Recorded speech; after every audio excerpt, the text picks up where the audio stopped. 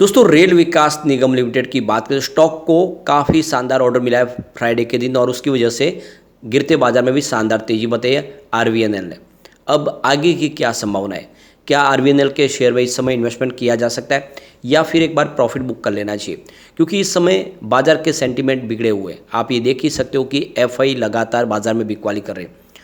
पिछले 3 trading session से उन्होंने काफ़ी बड़ी बिकवाली, करीब 7,000 करोड़ के ऊपर के अपने शेयर बेच दिए, जिससे लग रहा है कि बाजार में आने वाले समय कुछ दबाव देखने को मिल सकता है। भले ही डीआई का साथ मिल रहा है बाजार को, लेकिन उनकी जो खरीदारी है उसके मुकाबले बिकवाली ज़्यादा है एफआई के। ऐसे में हो सकता है कि बाजार में गिरावट हो। अगर गिरावट होती है तो जो स्टॉक बहुत ज़्यादा दौड़े वहीं पे प्रॉफिट बुकिंग ज़्यादा आती है। ऐसे में रेल विकास निगम लिमिटेड जो 30 रुपीज़ से दौड़ना शुरू हुआ है, लगभग 200 तक पहुँच के आया। अब वहाँ पे ऊपर के लेवल से कुछ करेक्शन भी आए तो इसमें और कुछ प्रॉफिट बुकिंग भी आ सकती है। इसलिए हमें क्या करना चाहिए जानने की कोशिश करेंगे इस वीडियो के माध्यम से। क्या वाकई में ये स्टॉक 4 डिजिट में जा सकता है?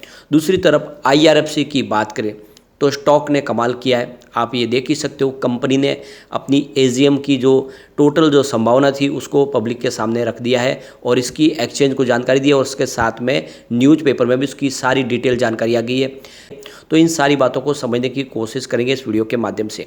लेकिन फ्रेंड, उससे पहले अगर आप पहली बार हमारे चैनल पे आए तो चैनल को सब्सक्राइब कर दीजिए, एक बेल आइकॉन दबा दीजिए ताकि जब भी नया वीडियो बने पहला नोटिफिकेशन आपको मिले। वीडियो पसंद आए तो लाइक से जरूर कीजिए। चलो फ्रेंड्स, वीडियो स्टार्ट करते हैं। मैं हूँ आपका दोस्त एस.बी. दवे और हमारे अपने चैनल ऑनलाइन कमाई में आपका बहुत बहुत स्वागत है। सबसे पहले रेल विकास निगम लिमिटेड की बात करें, स्टॉक की क्लोजिंग 166 पर रही, जहाँ पे 4.91% की शानदार तेजी देखने को मिली, यानी लगभग 5% की तेजी। वैसे इंट्राडे में 158 का लो भी बना, तो उस हिसाब से देखें तो कम से कम 8 रुपये का बड़ा जंप देखने को मिल रहा है हाई प्राइस से। अब यहाँ पे जो तेज़ी बनी इसके पीछे वजह ये है कि एक बड़ा इनको कॉन्ट्रैक्ट मिला है। पिछले 1 साल में स्टॉक ने 300% की बम्पर तेज़ी दी है और आप देख दो कि इसके पीछे सरकार की तरफ से रेलवे इंफ्रा के लिए जिस तरह से खर्च को बढ़ाया गया है, रेलवे के बहुत सारे प्रोजेक्ट शुरू किए गए, सरकार की तरफ से बहुत सारी अनाउंसमेंट हुई है, नई ट्रेनें लगातार वंदे भारत शुरू हो रही है। कल ही 9 नई वंदे भारत ट्रेन को शुरू किया जा रहा है। इस तरह से इसका असर पॉजिटिव देखने को मिल रहा है आरवीएनएल के ऊपर भी। अब यहाँ पे देख दो कि रेल विकास निगम लिमिटेड की तरफ से जो एक्सचेंज को जानकारी दी कि उन्होंने एक जॉइंट वेंचर्स कंपनी के तहत वाराणसी, रांची, कोलकाता ग्रीनफील्ड के लिए 6 लेन नेशनल हाईवे का एक बड़ा इनको कॉन्ट्रैक्ट मिला है। इस जॉइंट वेंचर्स में रेल विकास निगम लिमिटेड की कुल हिस्सेदारी 49% की है, जबकि अन्य की हिस्सेदारी 51% की है, टीटीआईपीएल की है। और इस प्रोजेक्ट की जो टोटल कॉस्ट है वो 1271 करोड़ के आसपास है। इससे पहले अगर आप देखें तो कंपनी को 4058 करोड़ का सिविल कॉन्ट्रैक्ट मिला है चेन्नई मेट्रो फेज़ 2 का।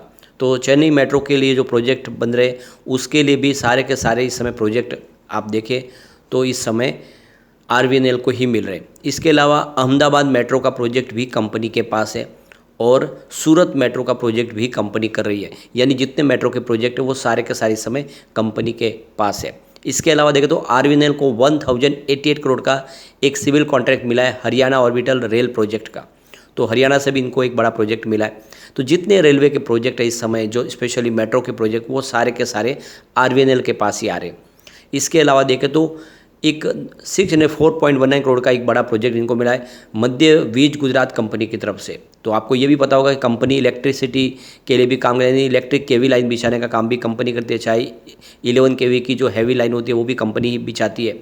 तो वो सारे प्रोजेक्ट में मिले। इसके अलावा डैम बनाने का कंपनी काम करती है, ब्रिज बनाने का कंपनी काम करती है, रेलवे के दोहरीकरण का, रेलवे के इलेक्ट्रिफिकेशन का, सारे के सारे काम कंपनी करती है।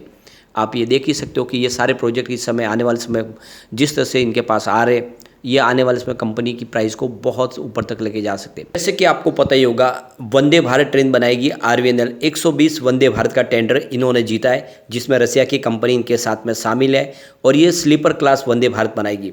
तो आप ये देख ही सकते हो कि इनके पास वो अनुभव है कि वो वंदे भारत जैसी ट्रेन भी बनाते हैं, साथ में हर तरह के दूसरे प्रोजेक्ट भी कर रहे हैं। और इसीलिए यहाँ पे इसके पास काफ़ी ज़्यादा मौका है, क्योंकि जो हमारा इंडिया मिडिल ईस्ट और यूरोप का जो कॉरिडोर बनने जा रहा है, जिसकी अनाउंसमेंट हुई है G20 के दौरान, उसका बहुत सारा बेनिफिट है जो आईआरएफसी को मिल सकता है, चाहे रेलवे ट्रैक बिछाने के लिए हो या फिर दूसरे और कंस्ट्रक्शन हो। तो ये सारे के सारे जो बेनिफिट है इसमें सबसे ज़्यादा आरवीएनएल को मिल सकता है। आरवीएनएल का जो प्लस पॉइंट है कि ये अलग अलग कंपनियों के साथ में जॉइंट वेंचर्स बना के बहुत सारे प्रोजेक्ट करते हैं। यानी ये खुद नहीं करते बल्कि उस क्षेत्र की एक मजबूत कंपनी को अपनी पार्टनर बना दिए, 50% या फिर 40% की हिस्सेदारी देके उनको पार्टनर बनाते हैं, फिर इसके माध्यम से वो काम करें, चाहे वो इलेक्ट्रिफिकेशन के कामकाज हो या फिर 11 kV लाइन बिछाने के काम है, जो ब्रिज बनाने के काम, वो सारे कंपनी आसानी से कर लेती है और इसी वजह से इसका बिजनेस यूनिक है और इसकी प्राइस बहुत कम है। अब आप समझ ही सकते हो कि ये स्टॉक आने वाले समय कई गुना बढ़ सकता है। तो लॉन्ग टर्म इन्वेस्टर के लिए तो बहुत अच्छा मौका है कि इस समय आरवीएनएल में खरीदारी कर ली जाए। कंपनी के बिजनेस की बात करो लगातार बढ़ रहा है। यहाँ पे रेवेन्यू के माध्यम से समझ सकते हो जून 2022 में 4641 करोड़ के आसपास जो रेवेन्यू था वो जून 2023 में बढ़ के 5572 करोड़ तक पहुँच गया है। ज़बरदस्त वृद्धि हुई है पिछले एक साल में। अगर प्रॉफिट की भी बात करें जून 2022 में 298 करोड़ के आसपास प्रॉफिट था जो जून 2023 में बढ़ के 343 करोड़ रुपये तक पहुंच गया है। तो चाहे प्रॉफिट हो या रिवेन्यू हो, सारे के सारे आंकड़े उत्साहवर्धक है और जो तेज़ी से बढ़ रहा है बिजनेस, ये इशारा करे कि स्टॉक यहाँ पे नहीं रुकेगा। इसकी रेटिंग भी बहुत अच्छी है। मास्टर रेटिंग फिलहाल 5 स्टार में से 2 स्टार की रेटिंग है, जिसको हम कम कह सकते हैं, लेकिन इसकी EPS स्ट्रेंथ देखें तो 5 स्टार में से 5 स्टार की रेटिंग है, जो बहुत ही ज़बरदस्त है। बायर डिमांड के मामले में भी देखें तो 5 स्टार में से 5 स्टार की रेटिंग निकल के आ रही है। प्राइस स्ट्रेंथ देखें इसकी तो 5 स्टार में से 5 स्टार की रेटिंग है। इसके अलावा ग्रुप रैंक के मामले में देखें तो 5 स्टार में से 3 स्टार की रेटिंग है। ओवरऑल इसकी रेटिंग बहुत ज़बरदस्त है, जो इशारा करिए कि स्टॉक आने वाले समय आपको मालामाल कर सकता है। ये स्टॉक अभी तो इसकी तेज़ी शुरू हुई है, ये बहुत ऊपर तक जा सकता है। अब IRFC की बात करो 74.85 पर क्लोजिंग थी, जहाँ पे 0.54% की तेज़ी देखने को मिली।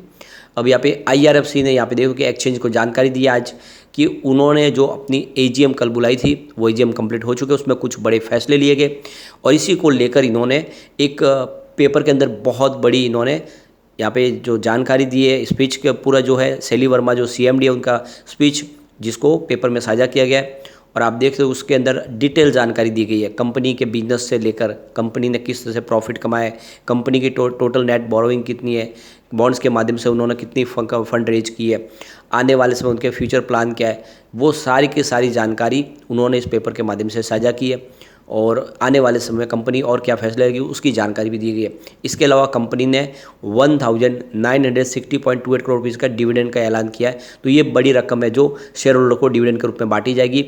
तो ये देखो करीब 30.93% का जो प्रॉफिट के ऊपर जो डिविडेंड कंपनी देने जा रही है, तो प्रॉफिट में हिस्सेदार बना रही है IRFC। और आप ये समझ ही सकते हो कि जो भी शेयर होल्डर है जो एलिजिबल है उन सब के अकाउंट में आने वाले 1 महीने के अंदर अंदर आपका जो डिविडेंड का पैसा होगा वो आपके डीमैट अकाउंट में बिल्कुल आ जाएगा।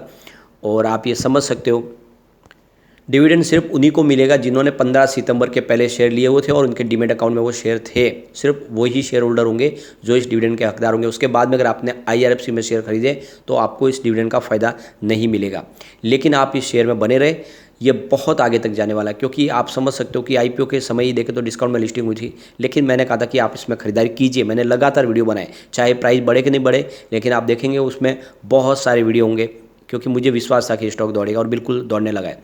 ऐसे ही कुछ और स्टॉक जो अभी इतना नहीं दौड़े लेकिन बहुत मजबूत कंपनियां आने वाले समय ज़बरदस्त रिटर्न दे सकती है, तो इसी को लेकर हमने एक नया चैनल शुरू कर दिया है ऑनलाइन मार्केट। उसमें हम मिड कैप के ऐसे स्टॉक डिस्कस करते हैं जो फंडामेंटली कंपनियां बहुत मजबूत है और प्राइस पिछले दिनों नहीं बढ़ी IPO के समय से, लेकिन अब वो दौड़ने शुरू हो चुके हैं, जिनके बारे में लोगों को ज़्यादा जानकारी नहीं है। तो बिल्कुल आप वो चैनल अभी सब्सक्राइब कर लीजिए और वहाँ पर एक शानदार वीडियो है जिसको जाके जरूर देखें।